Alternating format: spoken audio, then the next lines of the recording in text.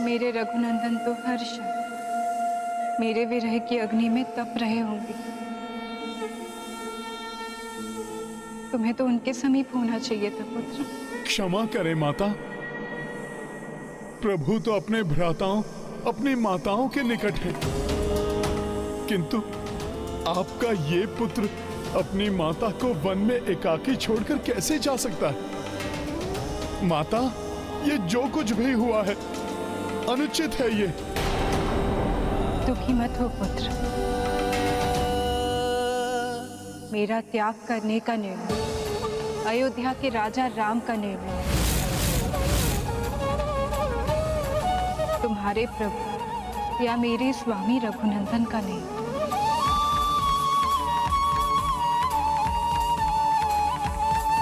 इस सत्य के बारे में तो तुम भी जानते हो पुत्र। किंतु माता। हनुमान, रघुनंदन के कृत्य पर प्रश्न उठाने वाला कोई भी उनके कृत्य के सार को नहीं समझ सकता। अयोध्यापति रघुनंदन का कोई भी निर्णय सारहीन नहीं होता। प्रजा के कल्याण के लिए जो अपने जीवन के सबसे प्रिय का त्याग कर दे, उनकी मर्यादा पर कोई कैसे प्रश्न उठा सकता है? नहीं माता, नहीं। मुझ में इतना सामर्थ्य कहां जो मैं प्रभु के किसी भी निर्णय पर प्रश्न उठाऊं। माता, मेरा वश चले तो मैं प्रभु के सारे दुख स्वयं पर ले लूं, क्योंकि वो भी जानते हैं कि ये निर्णय अनुचित है। उचित एवं अनुचित की परिभाषा स्थिति, स्थान और निज धर्म के अनुसार परिवर्तित होती है पुत्र। स्मरण करो, लंका से लौटते समय रघुनंदन ने क्या कहा था?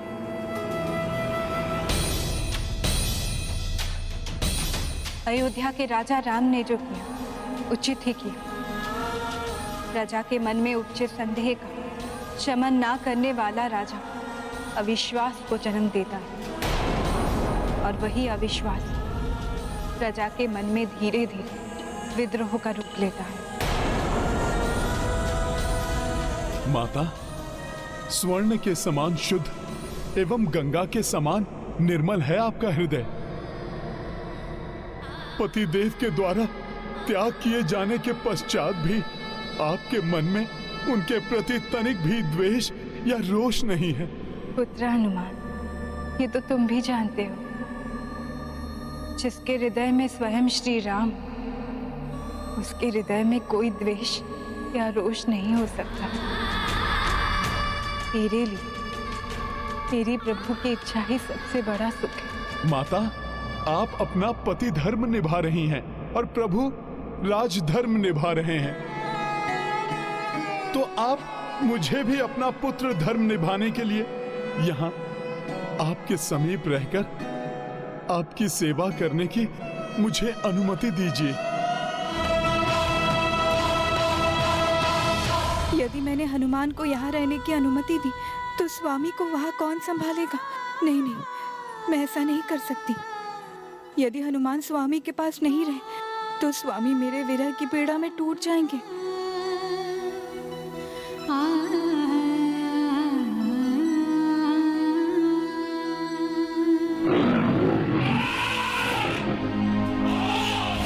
दो कलियां अर्थात माता की कुक्षी में दो नन्हे पुष्प खिलने वाले हैं।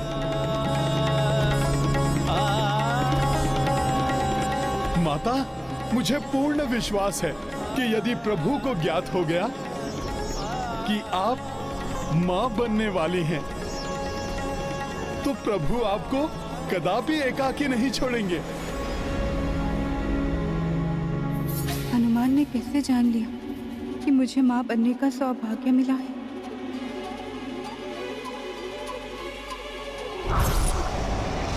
ये सुगंध, ये तो किसी शिशु की मधुर सुगंध है।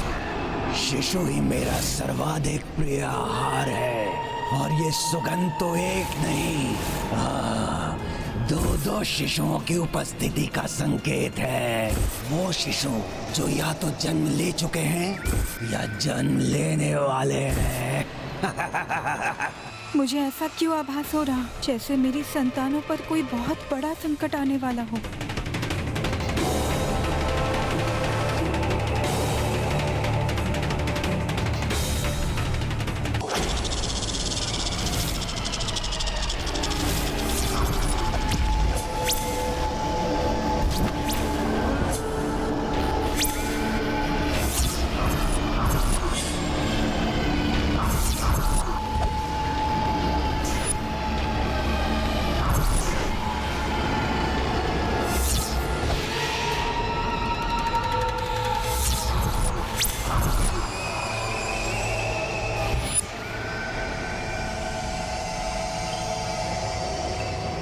शिशु ही मुझ शिशु भक्षक का सर्वाधिक प्रिय आहार है। प्रिय आहार शिशु। और ये सुगंध एक नहीं दो शिशुओं की उपस्थिति का संकेत है, जो या तो जन्म ले चुके हैं या तो उनका जन्म होने वाला है। आज तो किसी मानव के शिशु का भक्षण करने का आनंद मिलेगा इस शिशु भक्षी को। माता, आपके हाथों में 2 सुंदर कलियां देखी थी मैंने। यही नहीं, आपके निकट 2 दिव्य बालकों की ऊर्जा का भी आभास हो रहा है मुझे। भाग्य की ये कैसी विडंबना है माता। आपके अंक में स्त्री के सबसे बड़े सुख का आगमन होने वाला है, और उधर प्रभु का अंक रिक्त हो गया है। यहां तक कि अयोध्या भी श्रीहीन हो गई है। माता, आपके बिना जल बिना झील, तेज बिना सूर्य और सुगंध बिना पुष्प की भांति रह गए हैं आपके ये रघुनंदन। आपके बिना प्रिय आप क्या चली गए, जैसे प्राण ही चले गए राम के। आपके जाने से यह अयोध्या भी तेजहीन, श्रीहीन हो गई है आपके जाने से।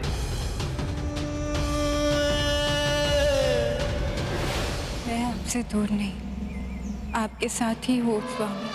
आपके हृदय में। मैं अयोध्या में ना रहूं, किंतु अयोध्या फिर भी तेजहीन और श्रीहीन नहीं रहेगी।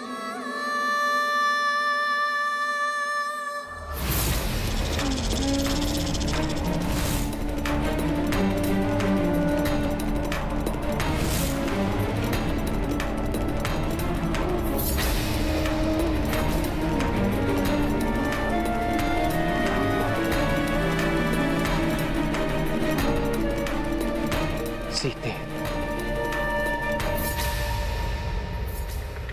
आपने अयोध्या की खोई हुई श्री तो लौटा दी, किंतु आपके रघुनंदन राम तो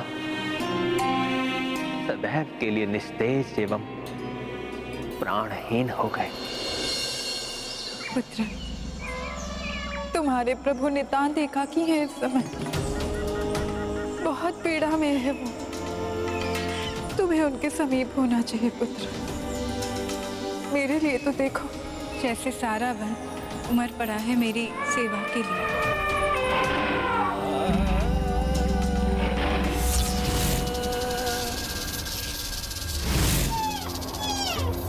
माता, आप मां बनने वाली हैं। माता, ऐसे में मुझे आप अपने समीप ही रहने दें, कम से कम तब तक जब तक कि मैं आपके निवास के लिए कोई सुरक्षित एवं उचित स्थान न ढूंढ लूं। माता, वन में कोई न कोई पवित्र आश्रम अवश्य होगा। ना जाने किन भाग्यवान ऋषि के आश्रम में आपको शरण मिलेगी।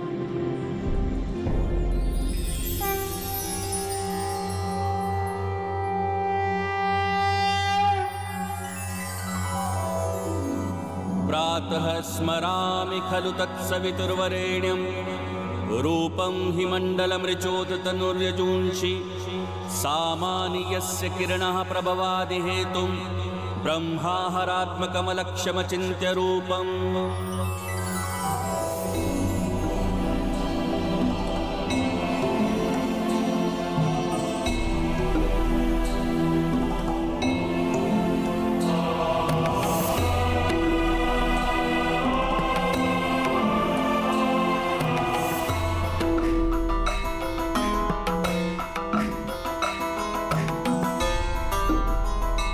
राम राम राम श्री राम राम राम।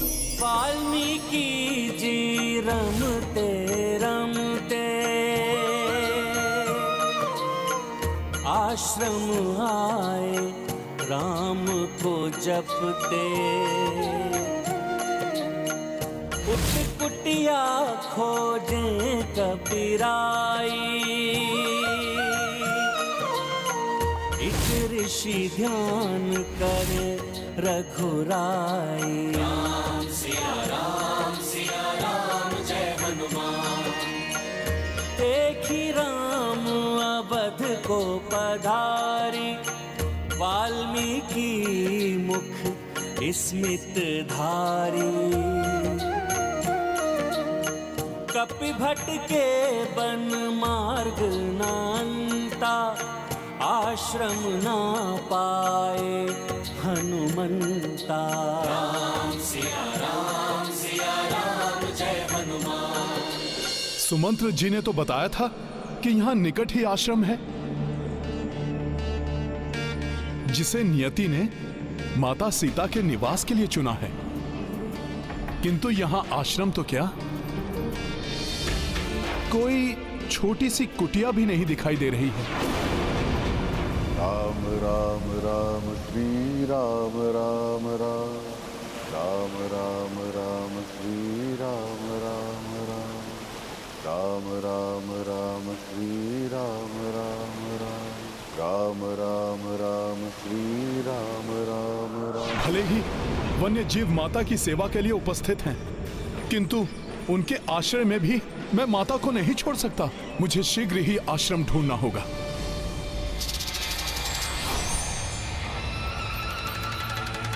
तो ये शिशु इस स्त्री की कुक्षी में है। हे प्रभु श्री राम, अब आप ही कोई मार्ग दिखाइए। राम राम राम श्री राम राम राम। राम राम राम श्री राम राम राम। प्रभु का नाम? राम राम राम श्री राम राम राम।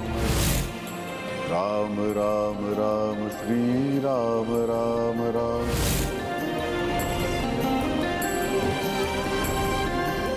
राम राम राम श्री राम राम राम।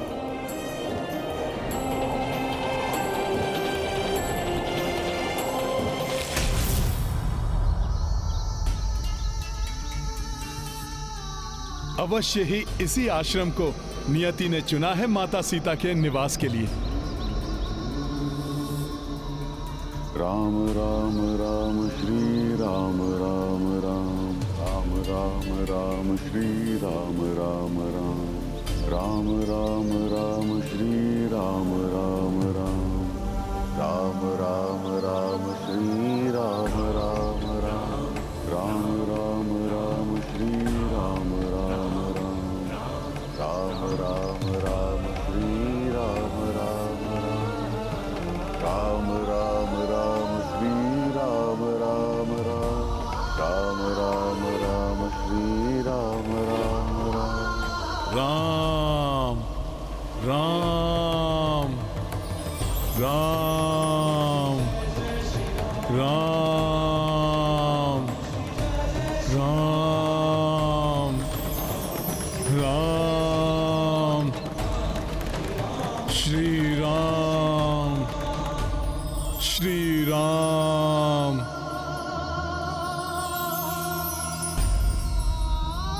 ये हनुमान ही हो सकते हैं। कितना सुंदर है ये क्रौंच पक्षियों का जोड़ा, कितना मनोहारी है इनका प्रेम।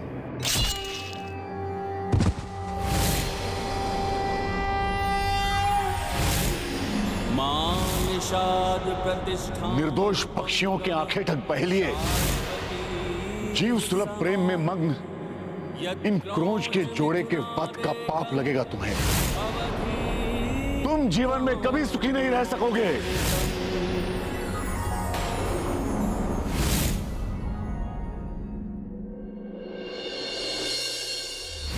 ये क्या हो गया मुझसे? क्रोंच पक्षियों के मुंह में मैंने एक बहलिए को श्राप दे डाला। पहले की ये तो यही नियति है, कर्म फल भोग रहे हैं ये। पक्षियों का वध करना ही इनके जीवित रहने का आधार है। दुखी न हो महर्षि वाल्मीकि। सृष्टिकर्ता ब्रह्मदेव, आप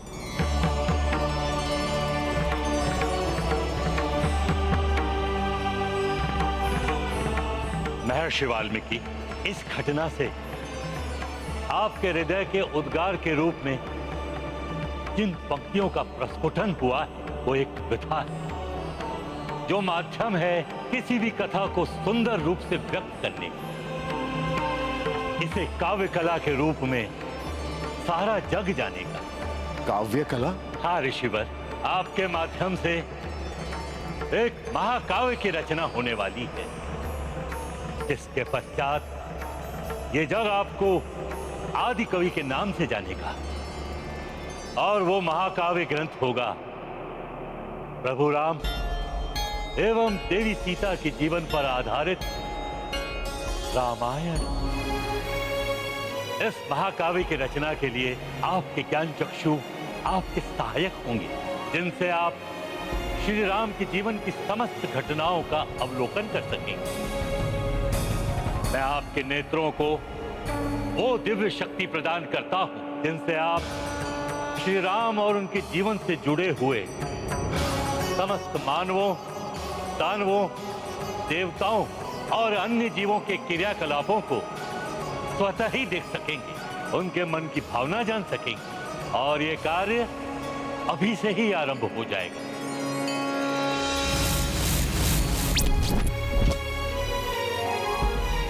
उन क्रोंच पक्षियों की भांति ही प्रभु श्री राम और उनकी पत्नी सीता का जीवन भी विछोह, त्याग एवं बलिदान के दुखों से भरा होगा। श्री राम राज सिंहासन और अपने राज्य का त्याग करेंगे अपने पिता के वचन पूर्ति के लिए। देवी सीता समस्त राजसी सुखों का त्याग करेंगी अपने पति की सेवा के लिए। लक्ष्मण अपना परिवार और अन्य सुख त्यागेंगे अपने भ्राता राम के प्रेम और सम्मान के लिए। भरत राजकीय जीवन का त्याग करेंगे अपने भाई के प्रेम और सम्मान में। और हनुमान, जिनका त्याग, भक्ति और सेवा अनुपम होगा, वो स्वयं का ही बार बार त्याग करेंगे अपने प्रभु श्री राम की भक्ति और सेवा में। ऋषिवर, विष्णुदेव के नरावतार प्रभु श्री राम एवं देवी लक्ष्मी की अवतार सीता की कीर्ति गाथा होगी आपके द्वारा रचित रामायण।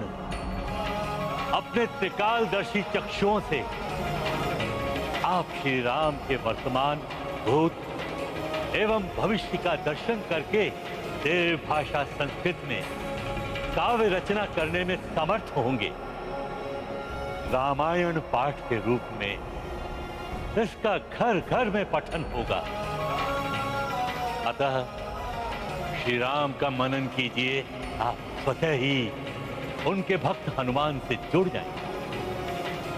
इस प्रकार आपके आदि कवि बनने का मार्ग प्रशस्त हो जाएगा।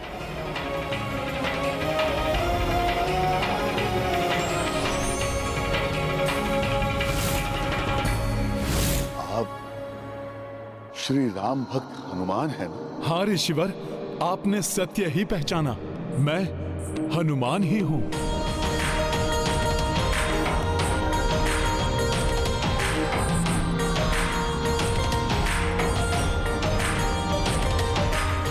ब्रह्मा जी का कथन कभी मिथ्या नहीं होता। हनुमान से ही मुझे रामायण रचने के लिए सर्वोत्तम प्रेरणा एवं सहायता प्राप्त होगी। माता के लिए इससे उत्तम शरण स्थली कोई अन्य हो ही नहीं सकती। यहाँ यत्र तत्र प्रभु के नाम का ही तेज व्याप्त है। मैं धन्य हो गया जो प्रभु श्री राम के परम भक्त हनुमान मुझ निर्धन वाल्मीकि के आश्रम में पधारे। ऋषिवर वाल्मीकि ये भी तो प्रभु श्री राम के भक्त हैं। मुझे विश्वास है माता सीता को यहाँ कोई कष्ट नहीं होगा।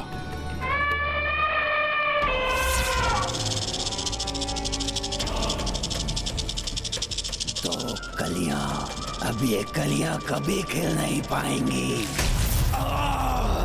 अब कोई दिव्य शक्ति स्त्री की रक्षा कर रही है, अर्थात ये कोई साधारण स्त्री नहीं है। मैं भी शिशु भक्षी हूँ। ऐसी दिव्य सुरक्षा को सहन करते हुए आगे बढ़ना आता है मुझे। कोई भी शिशु, जन्मा हो या जन्मा, शिशु भक्षी से नहीं बच सकता। हाँ, मेरी अजन्मी संतान, अब इस एकाकी सीता के जीवित रहने का कारण मात्र तुम हो, अन्यथा। आप तो परम राम भक्त। मुझे जहां तक श्री राम के नाम की महिमा का बोध हुआ, उसके अनुसार तो श्री राम के शरण में गए मनुष्य की चिंता स्वयं श्री राम करते हैं। तो फिर आपको किस बात की चिंता सता रही है? हाँ ऋषिवर, मैं माता सीता के लिए चिंतित हूँ। उनके लिए उचित शरण स्थली, कोई उपयुक्त पवित्र आश्रम ढूंढते हुए मैं यहाँ तक आया हूँ। माता सीता के लिए आश्रम? अयोध्या के महारानी के लिए शरण स्थली?